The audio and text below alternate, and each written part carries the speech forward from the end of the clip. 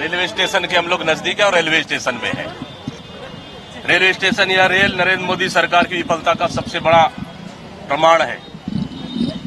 जो रेल नहीं चला पाए वो 10 साल तक कैसे सरकार चलाएंगी, कैसे सरकार चलाए, ये सबसे बड़ा सवाल है। गर्मियों की छुट्टी चल रही है, शादी ब्याहों का सीजन है और लोग महीने पहले टिकट बुक करवाकर एन यात्रा के दिनों ट्रेनें रद्द होने का फरमान जारी कर दिया जाता है। साथ ही अकेले रायपुर रेलवे स्टेशन में प्रतिदिन हजारों यात्री ट्रेनों के लेट लतीफ और रद्द होने के कारण लगातार परेशानियां बढ़ रही है। वर्तमान में एक बार फिर 18 ट्रेनों को रद्द कर दिया गया है।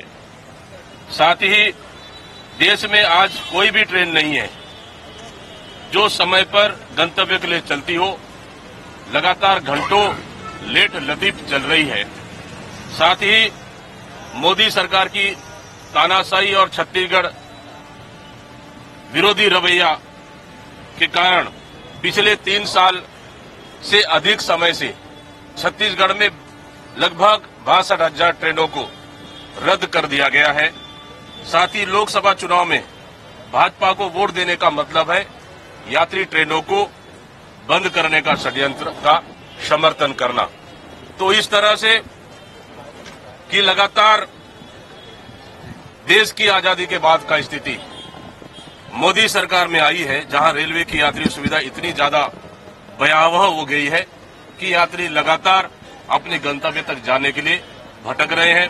साथ ही बुजुर्गों, बच्चों, विकलांगों को मिलने वाली सुविधाओं को मोदी सरकार ने मुनाफाखोरी के चक्कर में बंद कर दिया गया है।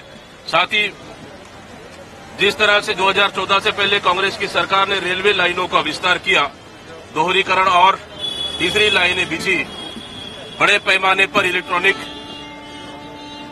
काम हुए, तब ट्रेनें बाधित नहीं की, लेकिन मेंटेनेंस का बहाना कर मोदी सरकार ने लगातार ट्रेनों को बंद कर रही है।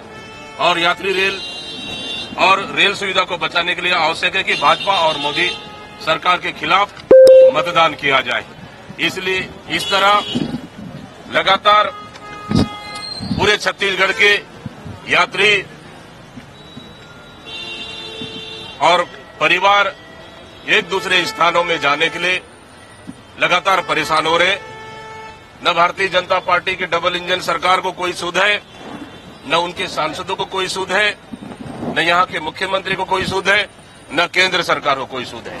ये सिर्फ चुनाव के वक्त छत्तीसगढ़ को एक वोट बैंक के रूप में भारतीय जनता पार्टी देख रही है, केंद्र सरकार, प्रधानमंत्री देख रहे हैं, जो आज 2 दिन से छत्तीसगढ़ में डेरा डाले हुए, लेकिन अपनी भाषणों में एक शब्द भी रेलवे की सुविधा के लिए, छत्तीसगढ़ के लिए उन्होंने नहीं कहा है।